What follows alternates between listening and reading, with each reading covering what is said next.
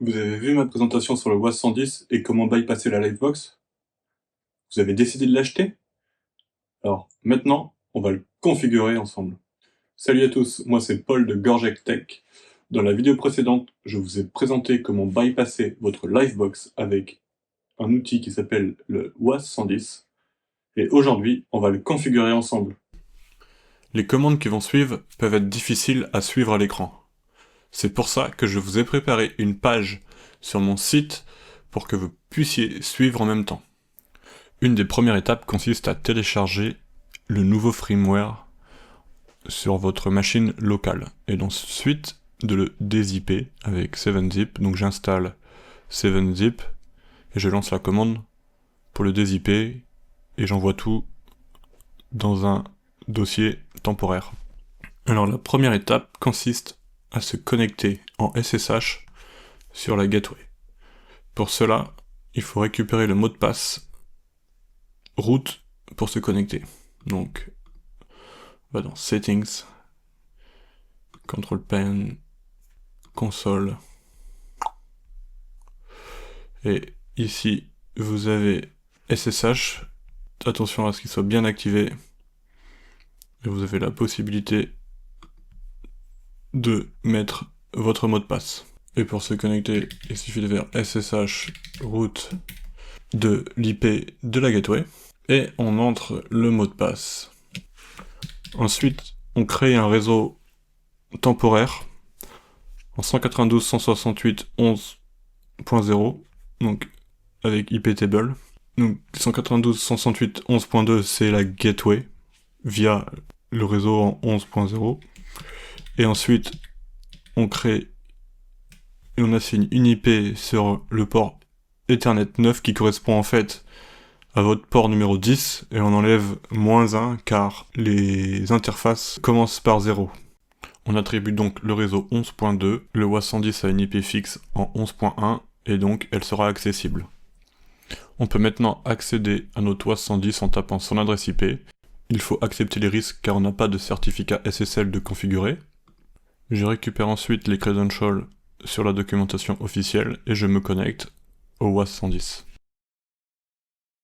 Et dans l'onglet pont, je vois bien que j'ai des valeurs dans Transmit Power et Receive Power, ce qui signifie que je reçois un signal.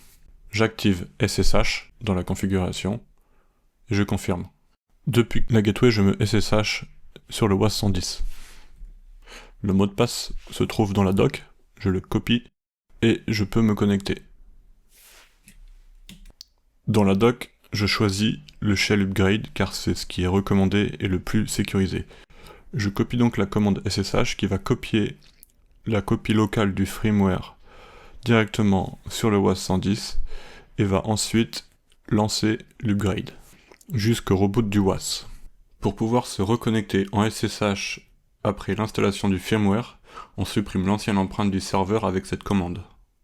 Puis on se reconnecte sur l'interface web du WAS 110, on va dans l'onglet 8311, puis firmware, et on upload le local upgrade.tar que l'on a généré plus tôt. Et on clique sur upload. On peut ensuite procéder à l'installation et au reboot. Ceci va installer une mise à jour supplémentaire. Donc je retourne sur l'interface web du WAS 110. Donc, l'étape suivante. Il est important de récupérer les informations suivantes sur votre Livebox. Donc, vous récupérez l'adresse MAC et dans l'onglet ONT, vous retrouverez un numéro de série et la version du hardware. Donc, pour le setup du WAS 110, on prend... Donc, j'ai remplacé évidemment avec des X car j'ai pas envie de montrer mes identifiants. Donc, on retourne sur le WAS 110, et cette fois, on va dans l'onglet 883.11 dans configuration. Et on copie le serial number dans le bon champ. Ensuite, on récupère le hardware version qu'on met ici. On fait attention à ce que Sync Circuit Pack Version soit coché. Et dans le MIB file, il faut bien sélectionner ETC MIBS PRX 300_1U ini. Une fois que c'est fait, vous pouvez sauvegarder et la configuration côté WAS 110 est terminée. Ensuite, on passe à l'UDM Pro ou votre gateway. Et c'est là que les choses sont un peu compliquées. Il faut également, j'ai oublié de vous dire, récupérer votre identifiant FTI. Alors le mot de passe, vous ne le trouverez pas comme ça. Peut-être sur votre facture. C'était le cas à l'époque, mais je suis pas certain que ce soit le cas maintenant. Parce qu'en fait, votre Livebox, elle vient préconfigurée avec ce mot de passe. Donc vous pouvez pas le récupérer. Le seul moyen, c'est d'appeler le service client. Ils ne peuvent pas vous refuser l'accès au password. Donc, appelez-les et ils vous le donneront. Donc, identifiant et password. C'est assez rapide, je les ai appelés et en 20 minutes, j'ai reçu par SMS instantanément. Donc, on va configurer la connexion Internet en DHCP, avec les options de DHCP, en IPv4 et en IPv6. Donc, je retourne sur l'UDM Pro, dans configuration, Internet, et j'ai déjà un WAN qui existe ici. Je vais en créer un autre pour la démo.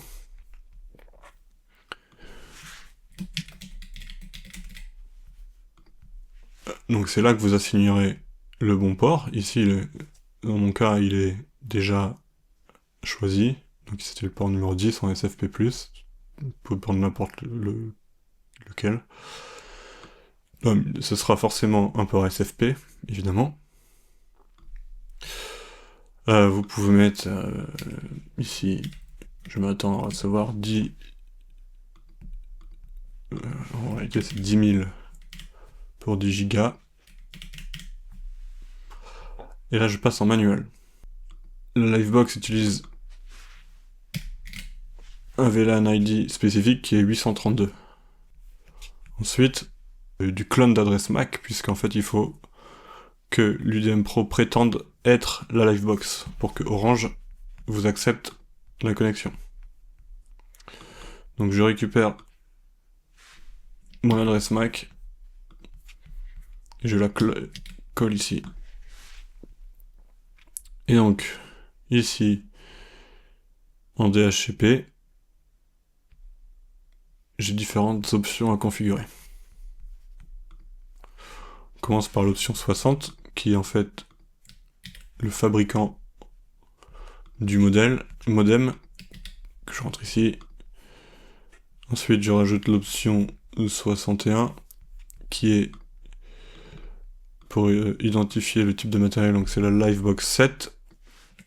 Si vous avez la Livebox 6, il faut donc mettre 6.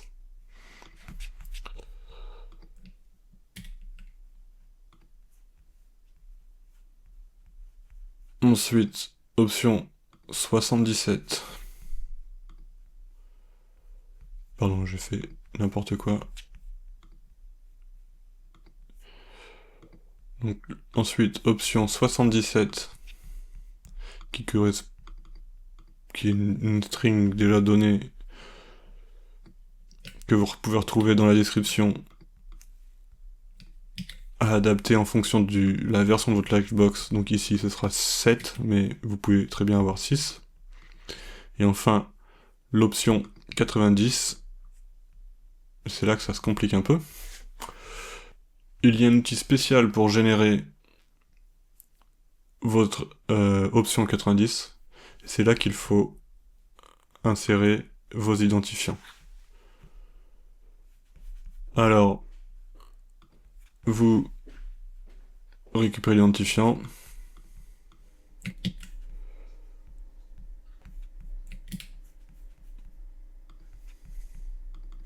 vous récupérez le mot de passe, et vous générez la chaîne. Vous allez vous retrouver avec une chaîne très longue qu'il faudra copier en lieu et place de l'option 90. Et vous cochez DHCP COS pour Class of Service Priority. C'est une valeur qui est donnée par le FAI, et ici c'est 6.